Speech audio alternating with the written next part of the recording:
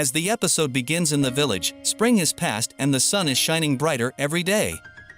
After basking in the sun, the vegetables have become more vibrant in color, and we see Hiroku and his friends working hard. He urges them to take a break and have lunch, and they all gather to prepare it. Hiroku gazes at his crops with a sense of satisfaction, knowing that if they continue to grow this way, they will thrive. He feels more knowledgeable about agriculture now than when he first started. At that moment, his wife, Ro, appears and reminds him that it's time for lunch. He settles in for a rest and a cup of tea, and Ro, being the enchantress that she is, adds a piece of ice to his cup, a charming and expected move from a sorceress. Ro tells him to take it easy and not overwork himself, as it will tire him out. Hiroku tells her that the most important thing is for her not to wander around too much, especially since she's pregnant. She reassures him that she's fine and that exercising is essential for maintaining her strength, as she heard from the girls in the village who have experience with pregnancy. Hiroku admits that he knows nothing about such things, but it's strange to think about how it must feel to have a child growing inside of her. When Ro returned to her home with her friends and they asked her about her feelings of having a child inside her, especially when her belly had grown larger, she told them that she felt like she was carrying 2 cabbages. When she thought about it, she found it very heavy, and they all felt excited to know if it was a boy or a girl and asked if there was anything they could do for her. She told them that her appetite had returned and that she wanted to eat. Then, the female security officers appeared with Hirako, asking for forgiveness for their impudence, as they had come to ask him for something, knowing that Tia's designs never fail, and everyone wanted him to sell all the alcohol in the village because they were no longer working hard and were drinking a lot, so it would be better to remove the source of suffering. Hirako calmed them down and asked them to think about it, as they would regret it if they sold all the alcohol. He told them that the taste of this drink changes depending on how long it is left after being made, and he was sure that if they could handle it, it would be more enjoyable. So we see the dwarf sitting in front of Hirako, telling him that they believe they have done something wrong because, despite the fact that everyone loves alcohol, they haven't drunk a single drop of it, or that they are tired of the alcohol they are producing and must be considering slowing down production. Immediately, Hirako told him that he was sure everyone would drink more to make up for it. Then we see the men of the lizards and the wolves taking a bath during their rest, so Hirako goes to Ro to check on her, and she tells him that she is fine and that she is not in this room because she is not feeling well, but she will stay inside because the sun is very strong this day. Then her stomach has grown and she will no longer be able to me moving on. Hirako asked her about this flower, and she told him that Tia, Gran Maria, and the rest brought it to her when they visited her. Because they said they found it blooming on a distant mountain where the snow was still gathered, Hirako felt some cold emanating from it, so Ro replied that this flower emits cold air. This maid brought this secret medicine to the elf of the mountains at this time because she knew it brings good health and vitality and that it's best to use it when the time comes, so Ru took it from her and thanked her profusely. Another maid came and gave her this necklace, as she found it among her father's things, and there is a jewel in it that helps to restore the magic power. The third one brought this candy to feed her, then they all came to serve her. We see Zapton and his family, where they brought them clothes for the child made by their hands, and one of the men of the lizards told them that he came from the eggs, so he does not know what they want from them, but they can offer them their blood to drink so that they regain their strength. At night, Ru sits in her room and looks at the things the maids have brought.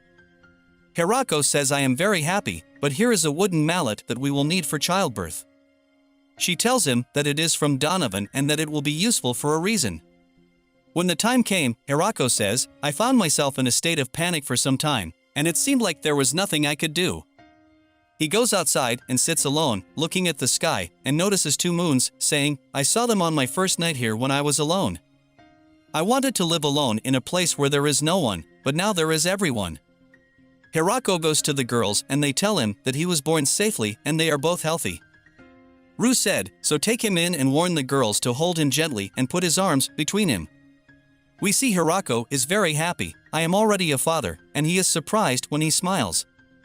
They tell him that he must be happy because his father is hugging him. Speaking to himself, he says, "When I was in my previous world, I was sick, but I hope that this child will not go through that and will grow up healthy and safe."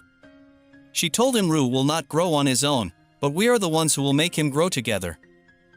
We see Hirako in the farm a week after the birth of Ru, where he named his son Alfred, and this child is half vampire and half human, and at the present time he does not seem different from any ordinary human, and that this place where Hirako lived alone began to live with him a lot of people, and the number of buildings increased, and each continued to grow until it became a village where they all lived and he became the president in it.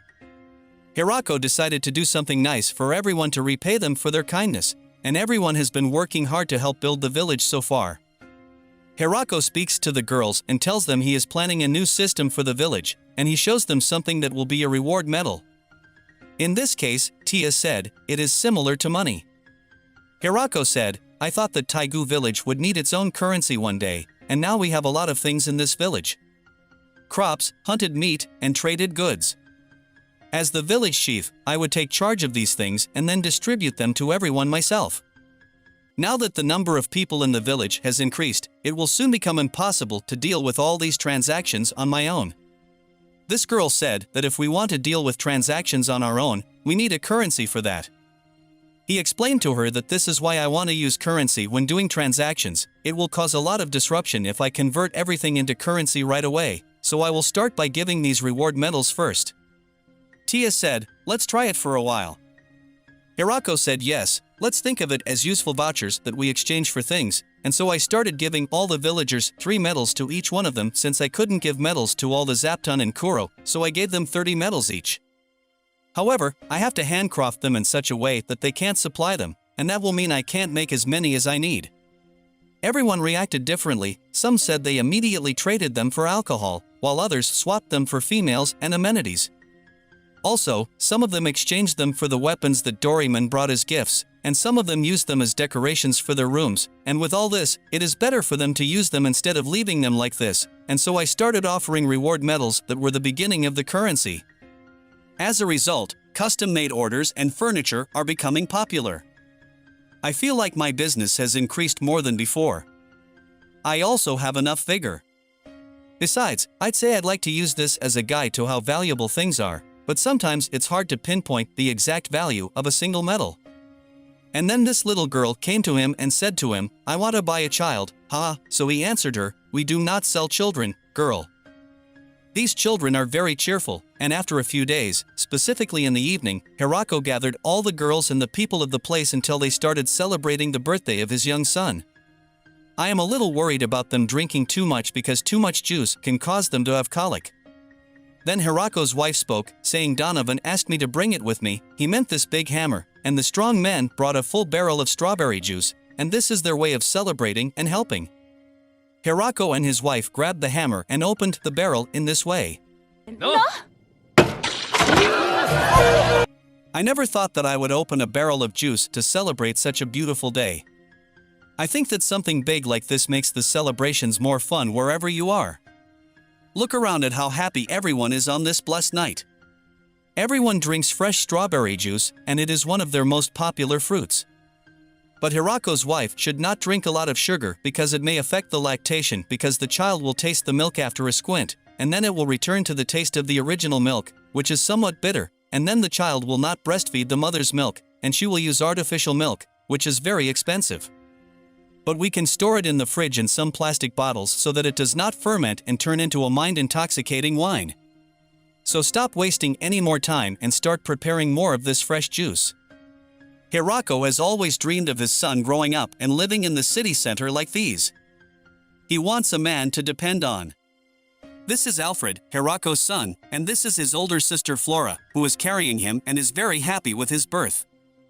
And the next morning, precisely in the village of Taiju, they talk about the birth of the baby boy and start analyzing whether these people mean Hirako and a group hostile to them or what, but I don't think so.